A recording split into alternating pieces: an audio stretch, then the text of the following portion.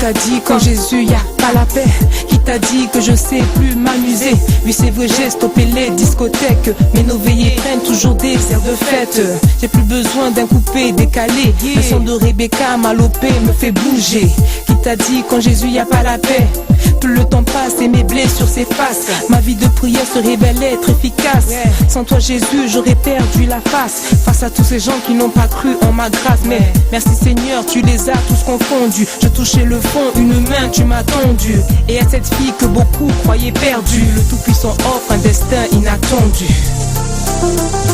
Qui t'a dit quand Jésus y a pas la joie? Qui t'a dit quand Jésus y a pas la paix?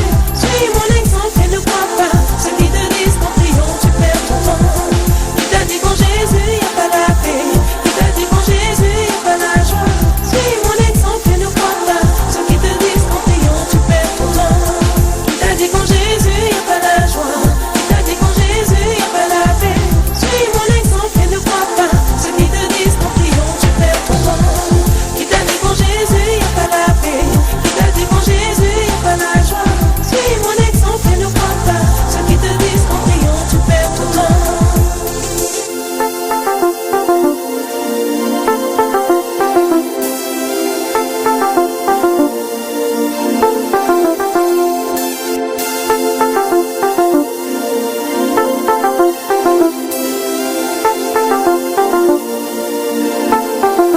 Corinthiens, chapitre 10. Frères et sœurs chrétiens, je veux vous rappeler ce qui est arrivé à nos ancêtres. Ils ont tous été protégés par le nuage. Ils ont tous traversé la mer Rouge. Ils ont tous été baptisés dans le nuage et dans la mer en étant unis à Moïse. Ils ont tous mangé la même nourriture spirituelle et ils ont bu la même boisson spirituelle. En effet, ils ont bu à un rocher spirituel qui les suivait. Et ce rocher, c'était le Christ. Pourtant, parmi eux, presque personne n'a plu à Dieu. C'est pourquoi ils sont morts dans le désert. Ces choses-là sont arrivées pour nous servir d'exemple. Alors, nous n'aurons pas envie de faire le mal comme nos ancêtres. N'adorez pas les faux dieux comme certains parmi eux l'ont fait. Les livres saints racontent cela. Le peuple s'est assis pour manger et pour boire. Ensuite, les gens se sont mis debout pour s'amuser. Ne couchons pas avec n'importe qui, comme certains parmi eux l'ont fait, et 23 000 sont morts en un seul jour. Ne provoquons pas le Seigneur, comme certains parmi eux l'ont fait, et des serpents les ont fait mourir. Enfin, ne nous plaignons pas, comme certains parmi eux l'ont fait, et l'ange de la mort les a détruits. Ces choses-là sont arrivées à nos ancêtres pour nous servir d'exemple. On les a écrites pour nous avertir, nous qui sommes bientôt arrivés à la fin des temps. C'est pourquoi celui qui se croit solide doit faire attention à ne pas tomber. Toutes les tentations que vous avez rencontrées étaient normales pour des hommes et des femmes. Dieu est fidèle et il ne permettra pas que vous soyez tentés au-dessus de vos forces. Quand vous serez tentés, Dieu vous donnera la force de supporter cela et le moyen d'en sortir. C'est pourquoi, mes amis très chers, n'allez pas aux cérémonies en l'honneur des faux dieux. Je vous parle comme à des personnes sages. Jugez vous-même ce que je dis. Nous remercions Dieu pour la coupe de bénédiction. Quand nous la buvons, est-ce que nous n'entrons pas en communion avec le sang du Christ? Quand nous mangeons le pain que nous partageons, est-ce que nous n'entrons pas en communion avec le corps du Christ? Il y a un seul pain. Alors tous ensemble, nous sommes un seul corps, parce que nous mangeons tous un seul pain. Voyez les Israélites. Ceux qui mangent des animaux offerts en sacrifice sur l'autel sont en communion avec Dieu. Qu'est-ce que je veux dire? Que la viande offerte aux faux dieux vaut quelque chose? Ou bien que les faux dieux valent quelque chose? Non. Mais je veux dire que ces sacrifices sont offerts aux esprits mauvais et non à Dieu. Et je ne veux pas que vous soyez en communion avec les esprits mauvais. Vous ne pouvez pas boire à la fois à la coupe du Seigneur et à la coupe des esprits mauvais. Vous ne pouvez pas prendre part à la fois au repas du Seigneur et au repas des esprits mauvais. Ou bien est-ce que nous voulons rendre le Seigneur jaloux? Est-ce que nous sommes plus forts que lui?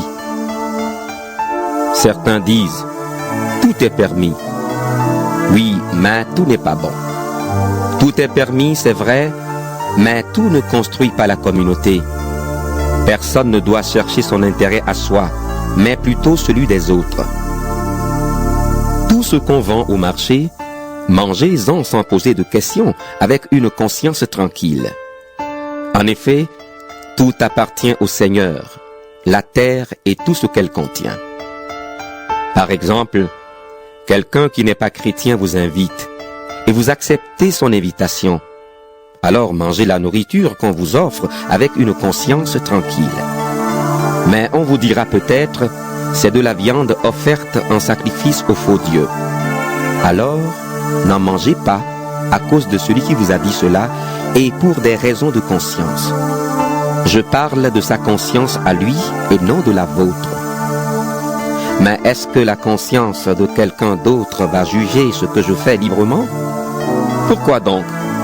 Quand je mange en remerciant Dieu, je dis merci pour la nourriture. Alors on ne peut pas dire du mal de moi à cause de cette nourriture.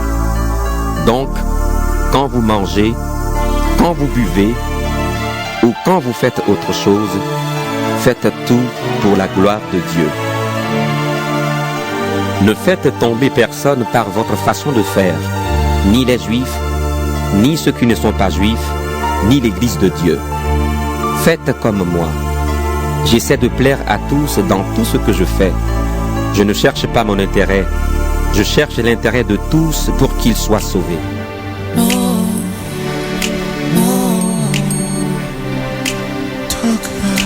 Talk about it. You know life has its ups and downs. Turn your pretty face into an ugly frown. Seems that when I fix one thing, another one comes, clouding up my vision. But I can feel the sun. I believe that I can do this. I know that I can win, just as long as I have His love within. I believe that I can make it. I can make it through the night. I believe that I can walk on with my head held high. I believe that I am special in every way. But in order to have my victory, I gotta believe. Oh, yeah.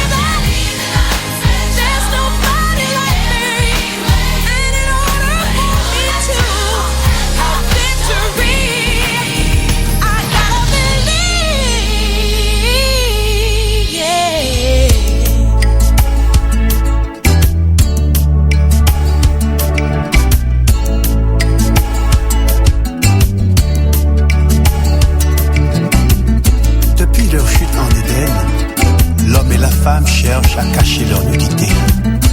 Leur désobéissance à Dieu a provoqué une honte et une peur si profonde que des feuilles de figuier éphémères n'ont pu cacher, car ils ont péché contre l'Éternel. Mais dans sa grande miséricorde et sa bonté, l'Éternel lui-même a pourvu un moyen pour les sauver, pour effacer leur honte et le péché de l'humanité tout entière. Mais est-ce qu'ils veulent l'accepter? Que sert-il à un homme de gagner tout le monde et de perdre son âme? Que sert-il à un homme de gagner tout le monde et de perdre son âme? Que sert-il à un homme de gagner tout le monde et de perdre son âme? Que sert-il à un homme de gagner tout le monde et de perdre son âme?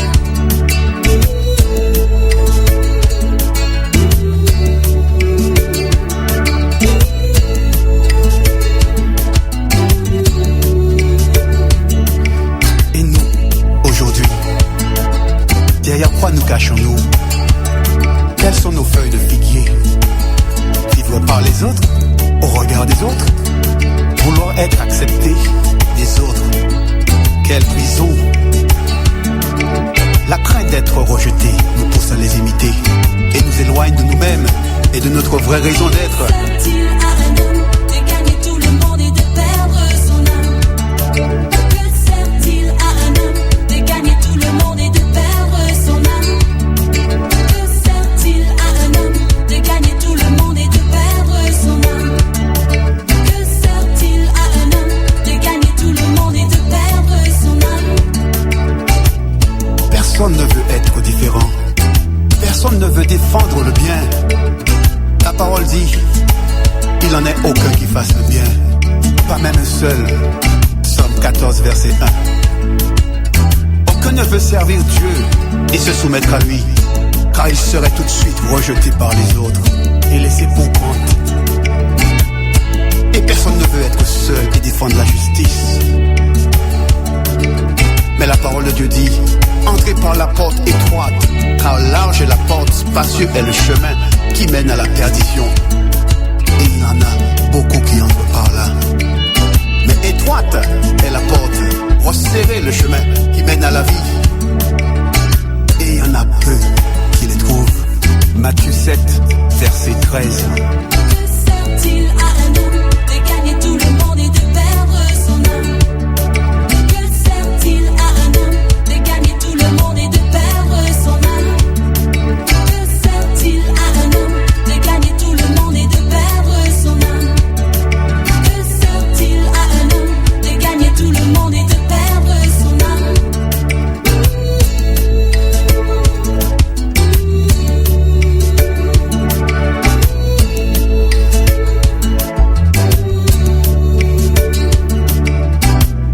Et toi, oui, toi, c'est à toi que je parle. En quoi as-tu mis ta confiance? Serait-ce dans ta maison, ta voiture, ton argent? Est-ce en ce que tu possèdes?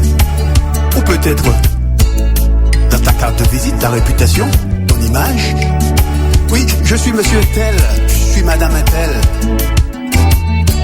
Est-ce en tes connaissances, ton talent, ta beauté? Et quoi d'autre? Tu as beau avoir toutes les possessions, être entouré de beaucoup de gens et être tout seul. La réalité, c'est qu'au fond de toi, tu es bien triste, vide et malheureux. Car il te manque la paix de Dieu, la paix qui surpasse toute intelligence. Paix que ces choses vaines et futiles ne